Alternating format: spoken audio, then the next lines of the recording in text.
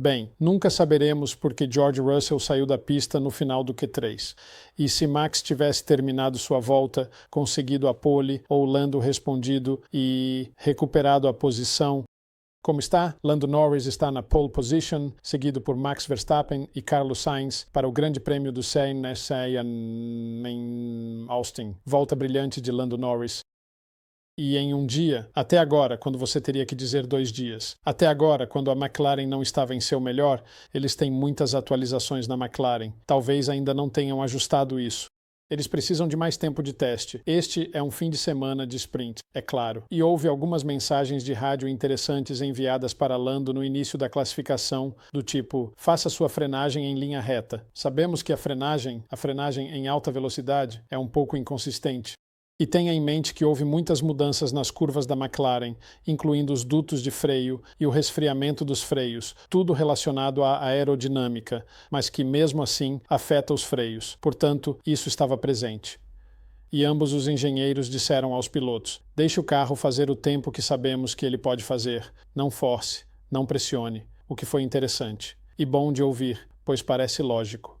Mas a parte realmente fascinante foi como Lando fez aquela volta. Eu falei ontem sobre como os pilotos da McLaren parecem estar usando apenas a segunda marcha na segunda curva fechada, a curva que leva à reta dos fundos, e, portanto, selecionando a oitava um pouco, mais tarde do que seus colegas com motores Mercedes e Ferrari, que hoje estavam todos usando a terceira marcha.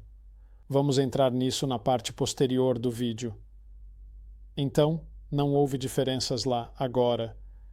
Era uma questão de como Lando iria fazer aquela volta, como ele seria mais rápido em Cota do que seu muito rápido companheiro de equipe, Oscar Piastri, e como talvez ele conseguisse a pole à frente de Max Verstappen.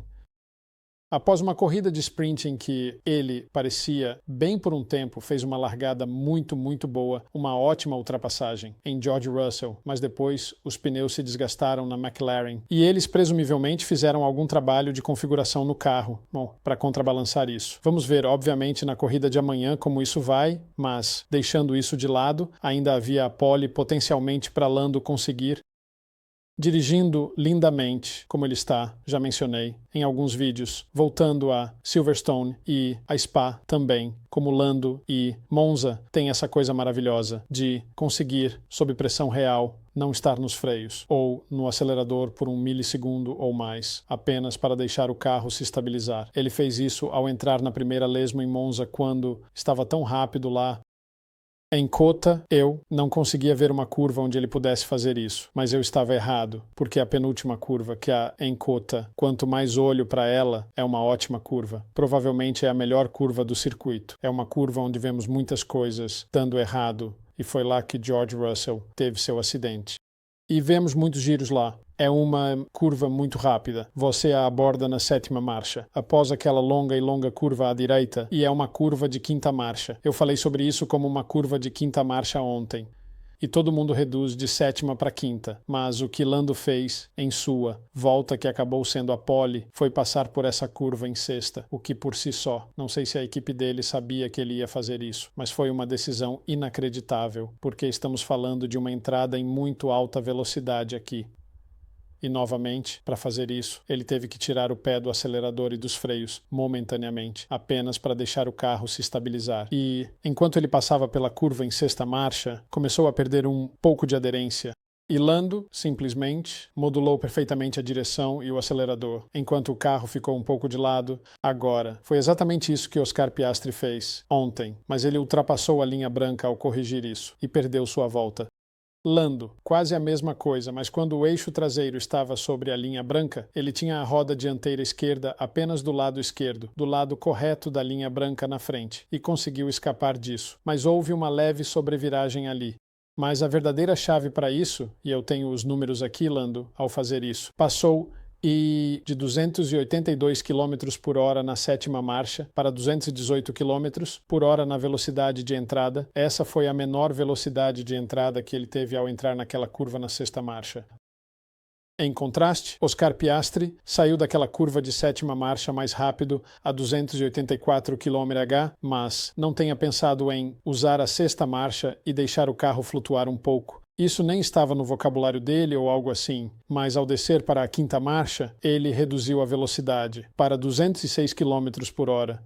Agora, só para te lembrar, Lando, quando Oscar está a 206, Lando está a 218, na penúltima curva. E é daí que vem. E se você olhar enquanto eles saem da curva, enquanto Oscar Piastri está engatando a sétima marcha, ele está a 240 km por hora.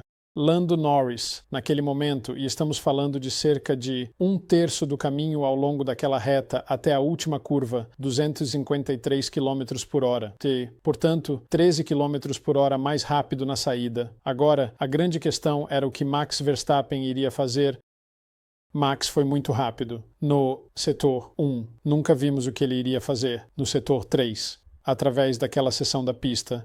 Mas posso te dizer que quando ele fez sua primeira volta, a volta mais rápida que ele fez até agora, durante todo o fim de semana, Max também reduziu para a quinta marcha igual ao Oscar. Ele foi ainda mais rápido na curva anterior, 286, enquanto ele estava indo para a quinta marcha, reduzindo para 206. E Max, naquela primeira volta, que obviamente é a volta que ele agora está levando para o grid, e essa é a volta que garante a posição na primeira fila ao lado de Lando, 240 km por hora, exatamente o mesmo que Oscar Piastri. Agora, se ele teria mudado isso, se alguém da Red Bull pode ter visto isso na telemetria do Lando e teria contado ao Max, eu acho que nunca saberemos. A única outra coisa que eu diria é que, enquanto Lando estava fazendo 3.27 no radar de velocidade em sua volta mais rápida, e novamente nunca o vimos na segunda volta porque as bandeiras amarelas apareceram. Na primeira volta do Max, ele fez 3.28 no radar de velocidade, mas naquela volta, logo antes das bandeiras amarelas, fez 3.30, então ele estava muito mais rápido no radar de velocidade, seja porque fizeram algo no motor ou qualquer que seja a mistura do motor. Então ele estava melhorando. Comparado à sua volta anterior, ao passar pelo radar de velocidade e teria mantido durante o último terço da reta, isso pode ter contribuído para uma volta muito mais rápida para Max Verstappen. Ele já havia feito um melhor tempo no setor 1 também.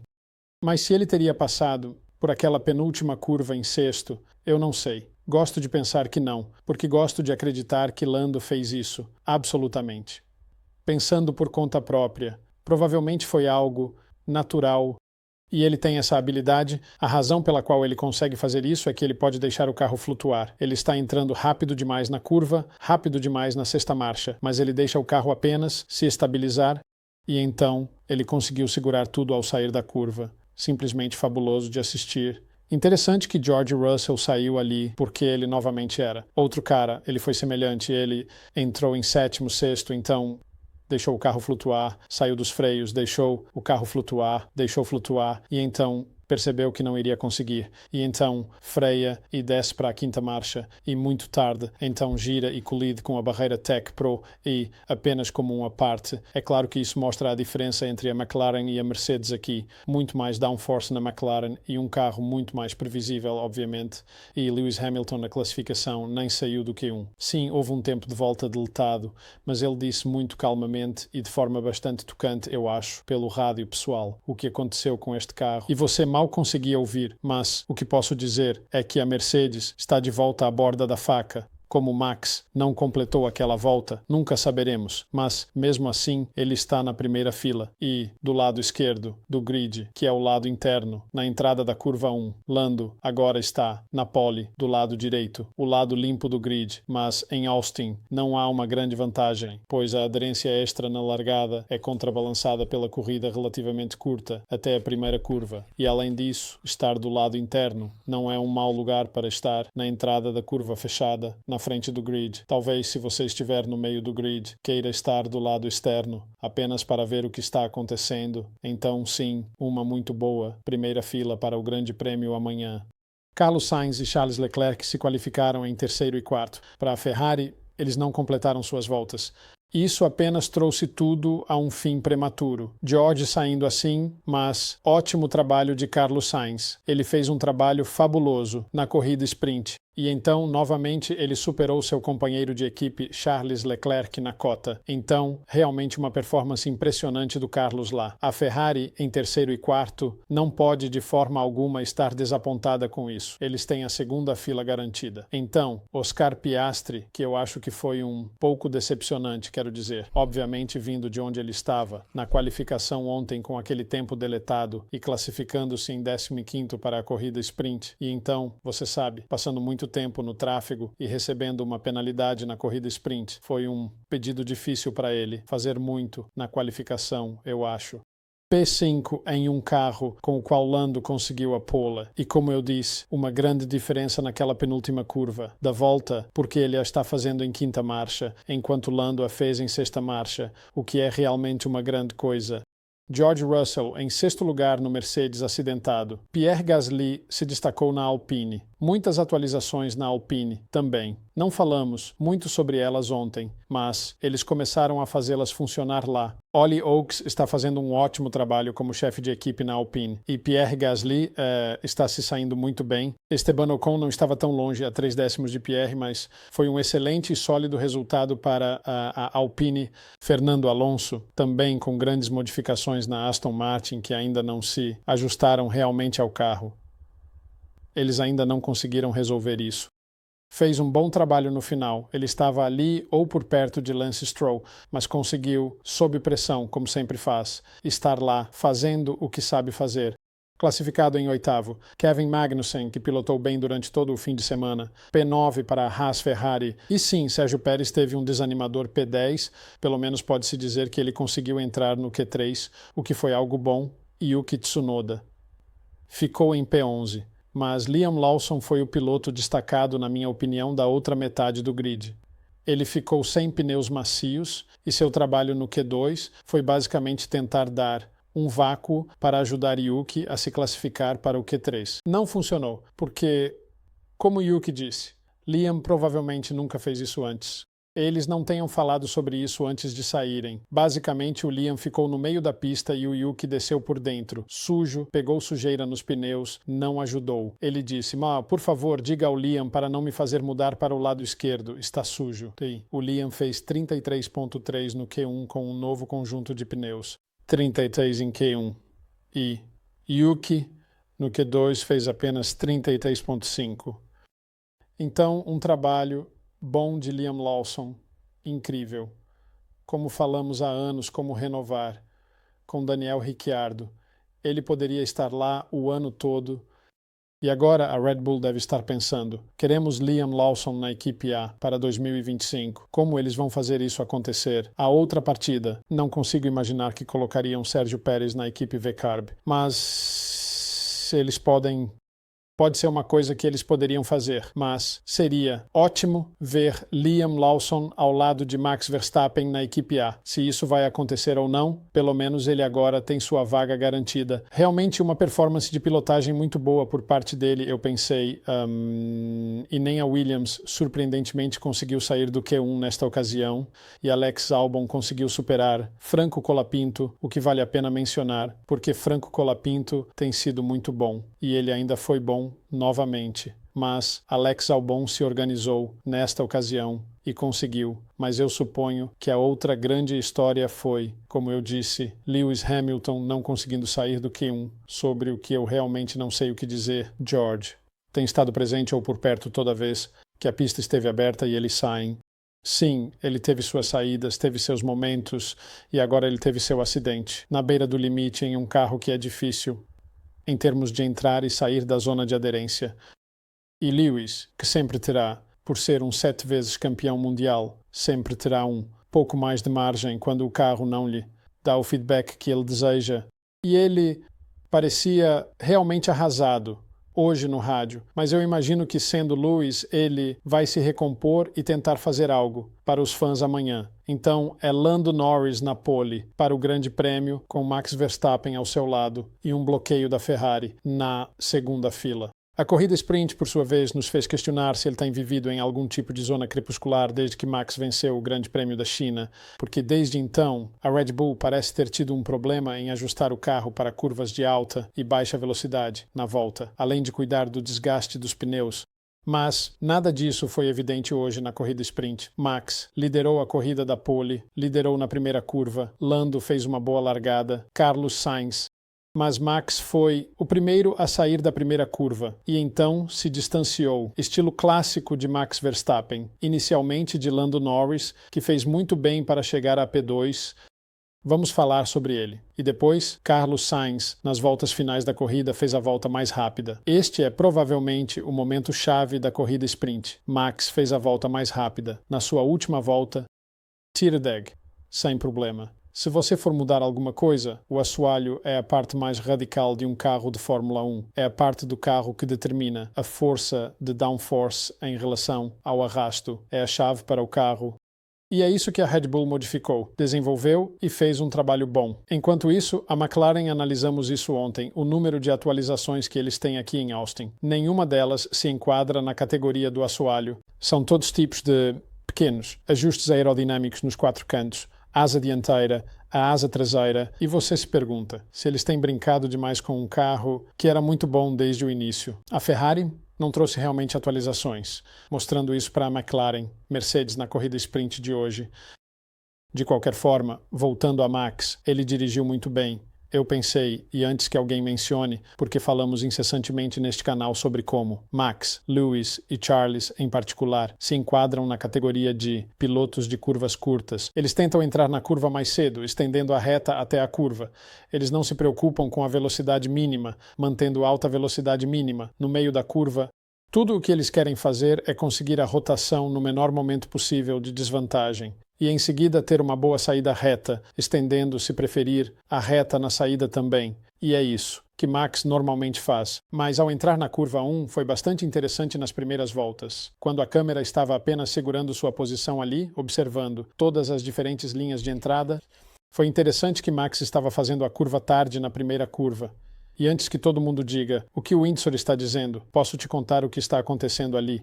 Aquela curva, como muitas delas em Austin, e é por isso que eu sempre fico um pouco ambivalente em relação à cota como pista de corrida. É um ótimo circuito em termos de fotografia. Em termos de corrida, não tenho certeza, corrida significa hoje em dia com o DRS e tudo mais, mas digamos que é um bom circuito para corridas. É um circuito espetacular e está no Texas. Ele atende a todos os requisitos. Mas em termos de grandes curvas, mas elas não são precedidas por rápidas abordagens, elas simplesmente aparecem de repente e estão lá. O circuito à volta meio que define a linha para você e o que você vai fazer com o carro. E a curva 1 é 1. Exemplo clássico disso. É tão larga, a entrada é tão ampla e é uma subida que a única coisa que importa ali, e tenho certeza de que isso é algo natural para o Max, é a saída.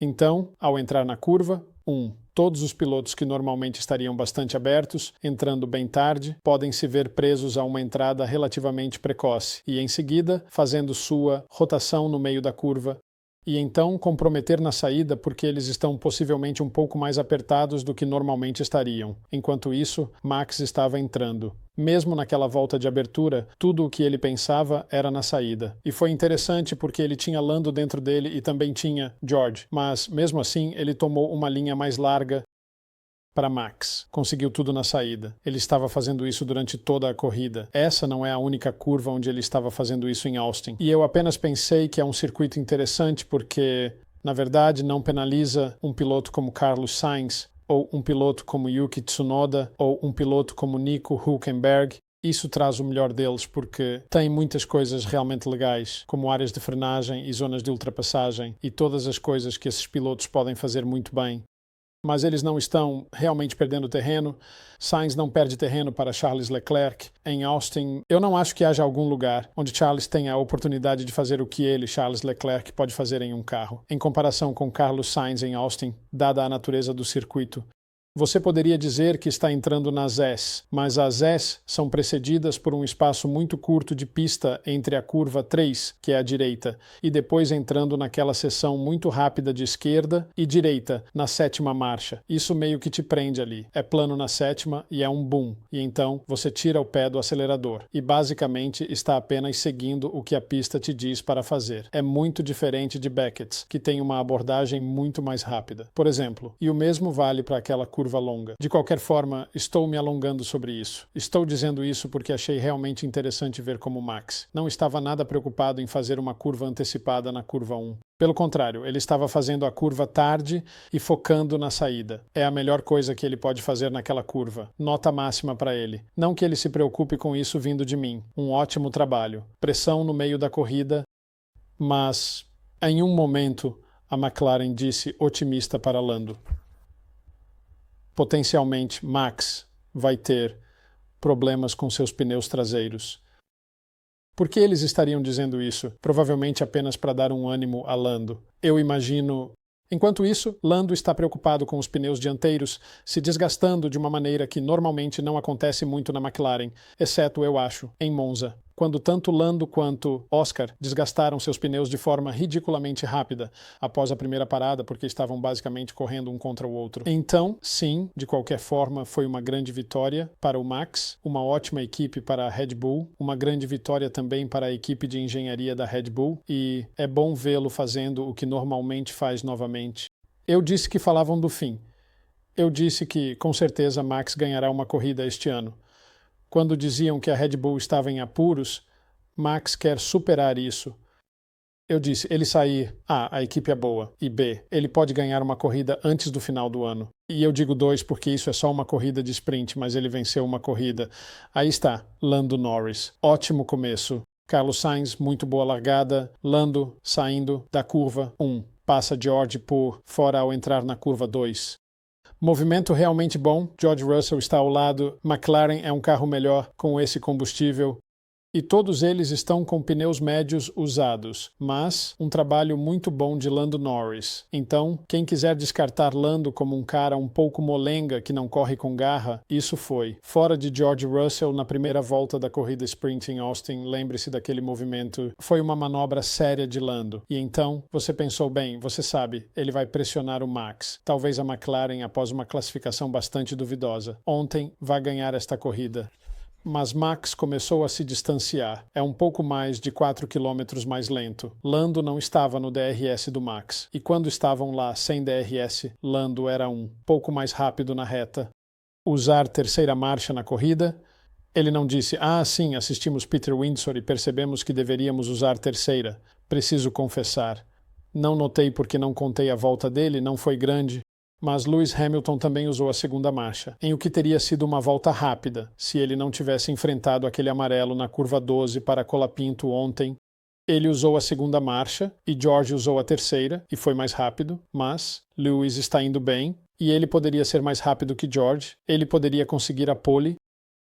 Mas, de qualquer forma, o júri ainda está em dúvida sobre toda essa questão da terceira e segunda marcha. Mas, como eu disse, na corrida, ambos os McLaren usaram a terceira marcha na curva fechada, tendo usado a segunda ontem. Então, sim, talvez eles assistam a este canal. Enfim, sim, Lando está lá. Mas então os pneus começam a se desgastar e ele teve que defender bastante de George e depois dos Ferraris e...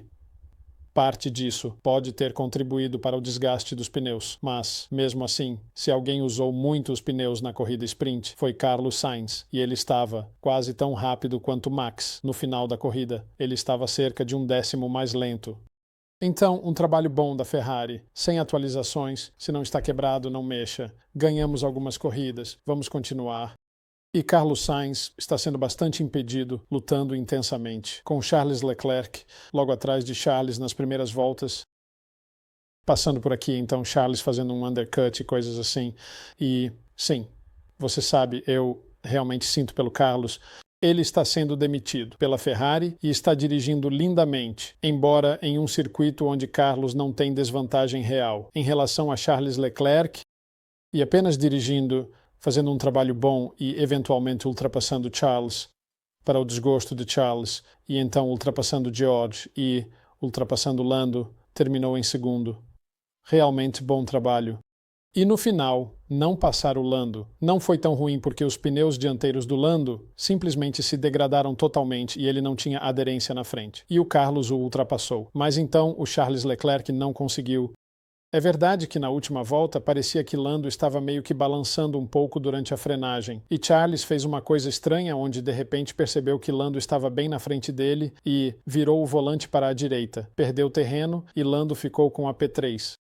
Mas, até lá, os pneus da McLaren estavam muito piores do que os pneus da Ferrari, e eu acho que isso é algo significativo. Sim, Oscar Piastri, que começou em 15º, e também recebeu uma penalidade por, eu acho, ter empurrado Tsunoda para fora, ou algo assim. E isso, tudo. Foi quase tão rápido quanto Carlos e Max no final, seus pneus em boa forma, mas então ele começou com novos pneus médios, enquanto todos os outros estavam com pneus médios usados. Portanto, não deveríamos realmente comparar isso com os outros dois, e certamente teste mais adequado é o que aconteceu com os pneus de Lando. Mas Oscar foi rápido no final da corrida, não há dúvida, mas ele começou com aquele novo conjunto e presumivelmente então ele tem um conjunto a menos para a corrida de amanhã. Então foi isso. E eu pensei que ambos os Mercedes meio que afundaram sem deixar rastro. Terrível desgaste de pneus. George sentiu o pneu dianteiro esquerdo, perdendo aderência primeiro, e então ambos perderam grip. Ele conseguiu se manter à frente de Lewis, mas foi uma performance pouco impressionante. E esta é a outra equipe que trouxe muitas atualizações aqui para COTA. E você imaginaria que a Mercedes estaria não tão mal quanto estaria em relação a onde a McLaren está agora, se a McLaren tivesse possivelmente estagnado um pouco, mas não estavam na verdade, foram superados pela McLaren também em um dia em que a McLaren não estava muito boa e a Ferrari foi mais rápida que tanto a McLaren quanto a Mercedes na corrida sprint. Então, sim, ótimo trabalho da Red Bull nas atualizações que fizeram naquele carro, muito bom trabalho da Ferrari em não mexer muito no carro. E você tem que dizer que a Mercedes e a McLaren fizeram as maiores atualizações.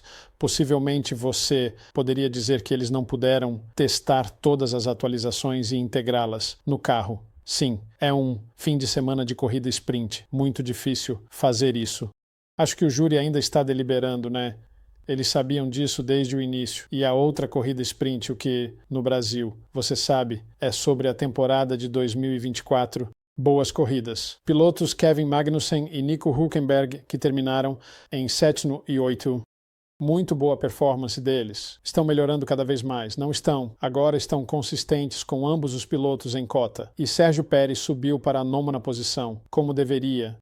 E Oscar Piastri cruzou a linha em 10º lugar, mas recebeu aquela penalidade. Lance Stroll foi o 13º à frente dos dois, Alpines. E então Liam Lawson, a quem Fernando Alonso chamou de idiota, mas que mesmo assim superou Fernando. Na verdade, Fernando foi superado por Alex Albon também. Portanto, não foi um grande dia para Fernando Alonso. Eu me pergunto se, ao lado ou tão perto de Lance Stroll como ele estava no grid, ele estava se perguntando ou pensando sobre esta corrida há alguns anos quando Lance quase o machucou gravemente e o tirou na reta principal. Eu me pergunto quando Fernando simplesmente se afastou. E não estava interessado na corrida sprint, mas a performance foi muito impressionante. Não apenas da Aston, mas também de Fernando, o que é estranho porque você imaginaria que agora ele estaria totalmente motivado e, se nada mais, ele seria como um segundo mais rápido que Lance Stroll em todos os lugares, porque ele precisa afirmar sua posição como um piloto que quer estar na Aston Martin quando Adrian Newey começar a deixar sua marca lá. E isso realmente não vai acontecer até 2026. E Fernando precisa estar lá. De qualquer forma, uma corrida não é nada, não é. É apenas uma corrida de sprint, mas não foi um bom dia para Fernando nesse aspecto. E os dois sabres de estaca lá atrás, novamente, muito impressionantes. Então, corrida de sprint.